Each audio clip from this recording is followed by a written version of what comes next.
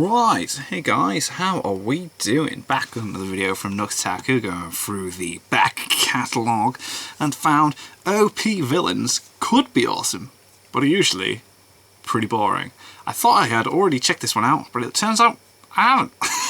It was the why weaker villains scare the crap out of me that I have checked out, and I remember that quite well, focus on Hisoka and stuff like that.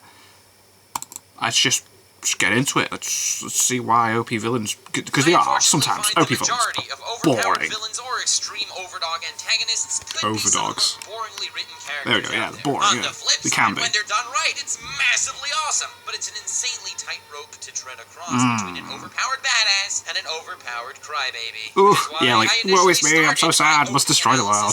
Analyzing OP characters done right. Here's the long overdue video covering the basic issue. And somehow, since my current subscriber base ended up as a collective of intellectuals and weirdos, no offense to the intellectuals, I think it would be obvious to everyone that women shouldn't vote. Wait, what? Oh shit, wrong script again. Okay. I think it should be obvious to everyone that being overpowered is not a personality trait. No, definitely not. No. It's not like who you are. It should be something that you have. It isn't a replacement for passion. It isn't a replacement for ideology or yeah, I get. I'm on philosophy, board with this. I'm bored with this. Replacement for motive. A villain needs to be a fully crafted character. Yeah, like actually have something about them that's interesting. Before we can work on him being a threat. So now, how does this well-written character become a threat? We can't have the main characters just stomping on the poor bastard on sight, or it wouldn't be much of a story. There are a plethora of ways to do this, and write yourself out of this predicament. I covered some of that in my last week's Why Weaker Villains Terrify Me. Oh, that was a good video. Yeah, that was good. I remember checking that out. It's good. Why didn't I check this one out? Between the two. But one of the most effective ways to make this villain a threat is by making him the ultimate obstacle to the protagonist against overpowered antagonists. So being overpowered is a stat. It is not a characteristic. It is a statistic, man. Yeah, it's not who you are. Especially from shonen YouTubers and comic YouTubers. No names will be mentioned because I would never want to insult Seth like that for no reason. Oh, I hate that character because he's so freaking weak. He would get stomped on if he showed up in later arcs. For shade of Seth, I freaking love that character. So goddamn well written because he can stomp, I don't know, fucking everyone. Being OP isn't automatically good. Whoa, shade. Being weak isn't factually a sucky character. Shameless plug to my last video, again linked in the description and at the end. Good. Why did I miss this one out? Jump into it. Since, as I've mentioned, the fan base is a collective of badass intellectual weirdos, I asked you guys on Twitter for your opinion on overpowered villains done wrong. I was more than pleased with the results. You guys are amazing. So as examples to my points and the flaws in OP villains, I will be using the characters you chose for 3 reasons. Sweet. A, I don't have to think of villains myself. Yes, B, that's a very I won't valid get point. backlash for God forbid Because we chose it. overpowered villain done wrong. And C, so the fan base can contribute so we can form a beautiful, loving community. Isn't that nice? A, she's gay. And while most of your replies were sarcastic memes like, oh yeah, Yamcha's the most OP villain done wrong. Oh man, you best not insult my boy Mineta. I know he's OP, lit woke AF, but he's definitely an amazing villain. Yeah, I kinda expected nothing less from you guys, and I was surprised I didn't get any Moomin Riders and God Usopp, the two most powerful villainous forces in the galaxy, to flood the comment section. But I got enough serious answers to stress my points, and then some. Number 1 most replied OP villain done wrong was none other than Alien Bitch Kaguya from Naruto, and I comfortably agree. Now, I like Naruto, and I believe that even the raging Narutard behemoths that poorly lop plastic shuriken at you for questioning Obito's clearly ingenious motives would agree that Kaguya everyone's on board with the Kaguya stuff. In any long-running show, especially in a show she just came out of nowhere, you didn't care. Growth, the final boss or final hurdle has the unspoken requirement to build on everything until that point to make it climax. No, editor, not that type of climax.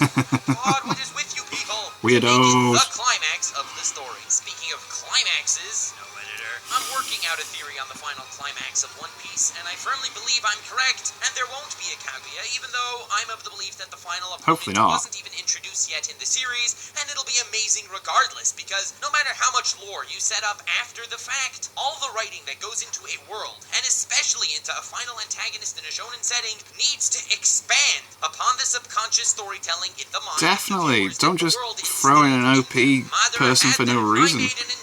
Madara had been built up for ages, and when you saw him, it's like, I will use it to contrast Kaguya a bit. yeah, unfortunately we have to talk about him here too. If you look at my Madara video, it's called How to Hype an OP Character, not How to Write an OP Character. And the video is on that direct subject. I go in depth how the meticulous details developing him in our subconscious were great all the way back from the first Naruto versus Sasuke fight in the Valley of the End. But he's not a brilliant, overpowered villain altogether because his demise was, pardon my phrasing, I'm trying to be impartial here, but it was freaking pitiful. I hear from all over the Naruto fandom, oh yeah, Madara's a brilliantly written villain, best villain in the series, so I think I have to really express something here. It's really hard to get an OP villain done right, but with Madara, everything was done right. Yeah, he was an amazing until, OP villain. like, the end. One of the biggest roadblocks in actually making that villain such an amazing threat is that you can't fucking get rid of the guy. Yeah, like, what you do? The world had to offer, and then some, accomplishing phase 1 of OP villainy with style. Something that last-minute Kaguya bitch couldn't even grasp at. But essentially, an antagonist is an obstacle that's meant to be overcome. So overcoming the antagonist is part of his writing, and that's why he's not a brilliant, amazing villain. It's a package deal. You can't claim, oh, he's a perfect character. His demise was dumb, though. It's like saying, Sakura's a useful character. She just didn't accomplish anything. She just didn't do anything. Yeah, I get that. His job is to lose. That's his main purpose in the actual story. So that's why I personally think Pain is a far superiorly written villain as an all-round villain than Madara. And if you're thinking, oh, that's just factually inaccurate, Pain would lose to Madara, well then, hashtag not my fan base. I'm talking character writing. Life's we're not talking about who is stronger. Well, I guess technically for some people it kind of is, but not here. I hope. Pain has a great phase 1. Yes, not as good as Madara's, I admit it, but Pain at least had a decent phase 2. Not brilliant with the whole talk no jutsu thing, but it did hold philosophical weight in his actual character. Madara's phase 2 was agreeably trash. Obviously, I'm not saying Pain is a better villain, and it's obviously personal preference, but sometimes you really gotta give credit where credit is due. Yeah, definitely. I'm glad this issue was risen because the defeat of a villain is overly important as far as OP villains, and that was done right. You gotta beat him. Like Madara wasn't really beat. Oh god, yes, Marilyn.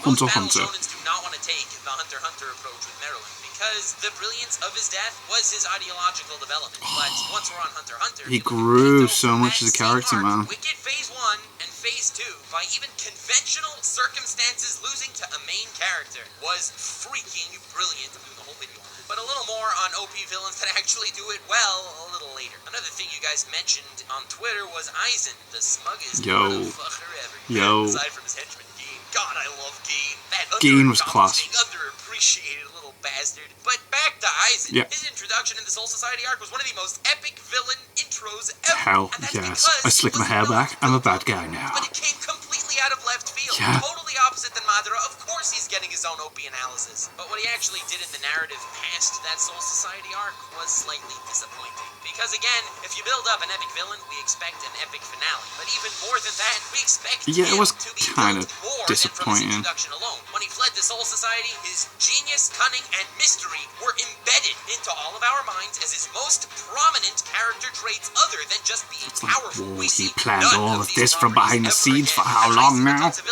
Wait, oh no, it's not on. How there we go. And even that wasn't fully satisfying because Aizen himself built Ichigo up to that power level, and Aizen himself could have still won if he used his perfect hypnosis Shikai. So, in all, Aizen's character kind of reflects Bleach as a whole. Incredible start, fortunately, a series that coasts from that plot armor for almost every finale. So if you find that you don't feel much towards an OP villain that everyone just kind of likes, that's just two broad mindsets. Do you consider the ending paramount to the point that it can destroy what preceded it? For me, at least to an extent, it can. That's why I am so freaking worried about Code Geass R3, because Code Geass R2 ended freaking beautifully. Yeah, the ending was amazing. I've not watched any of the recent Code Geass stuff now. Is it alright? Oh, he was terrible.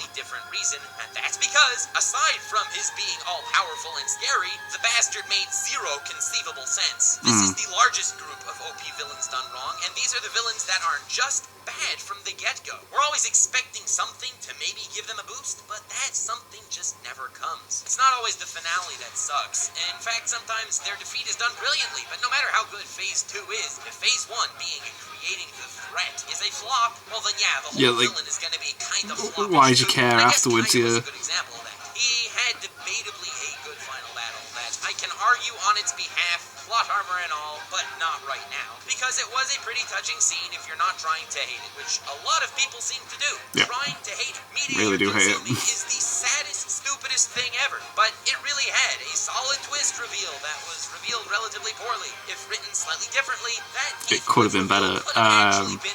Sword Art Online abridged to deal with it better. But none of that is even a slightly redeeming quality for the acts he's perpetrated.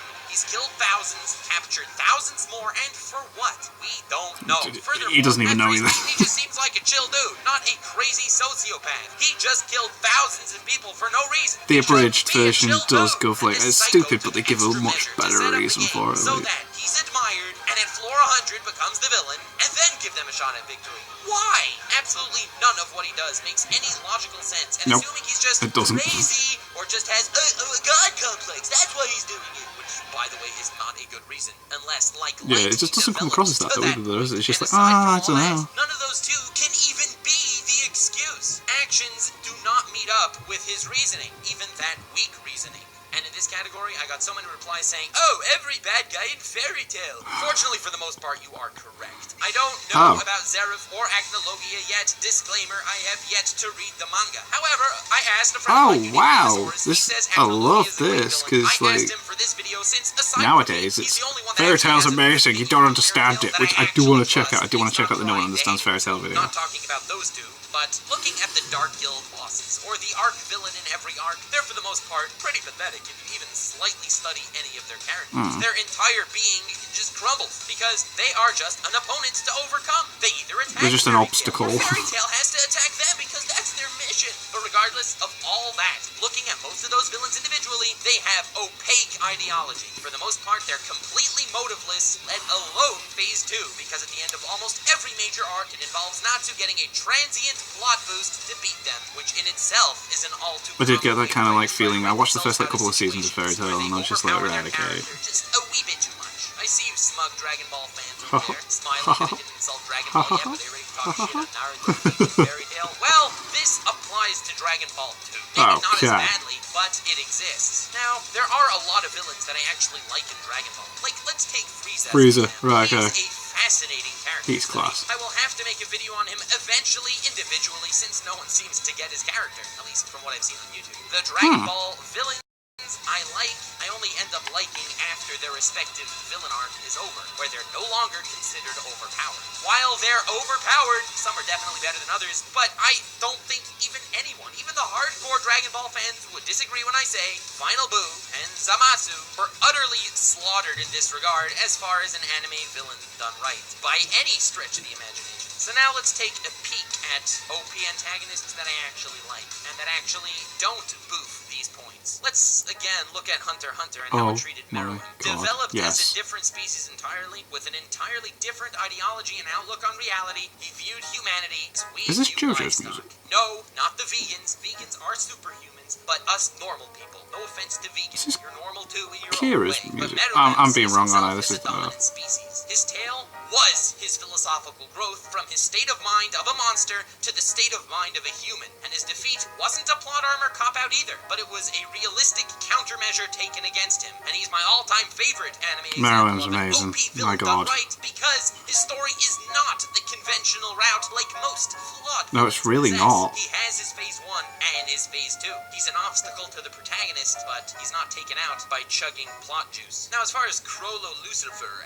and the OP villains that we see in One Piece, we haven't really seen them panned out yet. As far as overpowered characters beaten in One Piece, they were beaten by other OP characters in One Piece. So I have nothing to say about most of them, but from what we've seen about, let's say, Katakuri, that guy is incredible. If you want to know why, it's a long story, but don't worry, I have an OP analysis of Katakuri, link in the description, but warning, it's manga spoilers. I will be doing another one on Katakuri soon, because I just love the guy. But as far as an anime that consistently does this best, is JoJo's Bizarre Here we go, Adventure. yeah. I think it is Kira's theme, isn't it? Power. So if you don't know your opponent's power, he's unstoppable. He's OP. Kira is amazing as a villain. I love him. But if you do know his power, well, it's time to swat him. Kira Yoshikage is easily one of my favorite anime villains of all time, and he is incredible throughout Part 4. But none Nux, I thought you said Meruem's your favorite OP villain. That is correct, and that's because despite Kira being threatening AF, once his power was revealed, it was his meticulous nature and his will to survive. Yes, he needed to, like, he is not sort OP that by out. any conventional standards, but he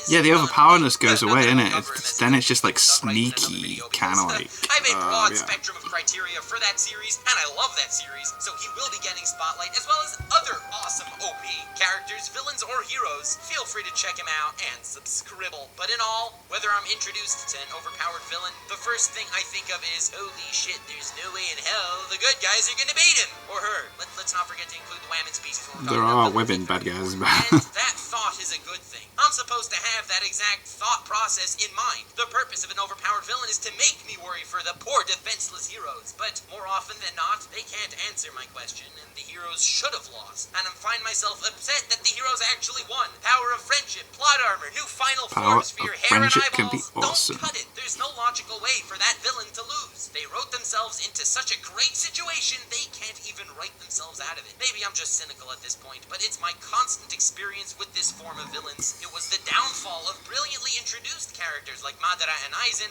let alone Kaguya and Juha Bach. Holy cow. So, no matter how strong they are, and how badass it was that he destroyed Kenpachi in a fight, that doesn't Boom. make him a good villain. No. Especially if they can't own up. Just because to they're strong and actions. do stuff doesn't make them, like, If you want to see other amazing. answers I got on Twitter, link to my Twitter is in the description. There are some really great ones that I didn't have time for, like Nux Taku, Swag Kage, Seth the Programmer. Seriously, guys, stop with the Seth jokes. He noticed. And other OP villains done wrong, but take it with a grain of salt. That's I agree, amazing. The fan base and the art of sarcasm. It's really weird these that guys are I've amazing. recently Like, yeah, done for example, videos a lot to of you Swag guys and said Seth as Mark well. Twigo. Yeah, that's just blasphemy, because clearly he's an OP protagonist done right. But in any case, if you like this video, feel free to smash that like button. And I mean freaking demolish it! And subscribe for more analyses. This was basically my second broad analysis topic after my latest weak villains that scare the crap out of me video. And I hope to still improve the style. Oh, I also do satire, just to make life... It is amazing how his Huge thanks videos to have my come, patrons, like, along, especially like, the since 3 doing swag these. Tigers, you, Colton Scott, and an anonymous Yeah. human being who I still love, the Lord Tweegers, Illumsan and Galactic, and the God Usopp Tier, the Superior Life Form, Ezedric, and JD Fincher. Link to my Patreon in the description. I really appreciate you taking your time to check out this video.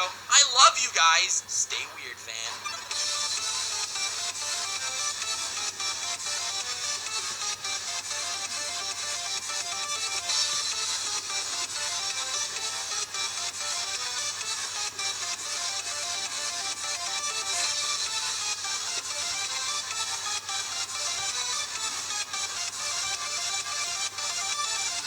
Awesome, that was a good video. That was a very good video.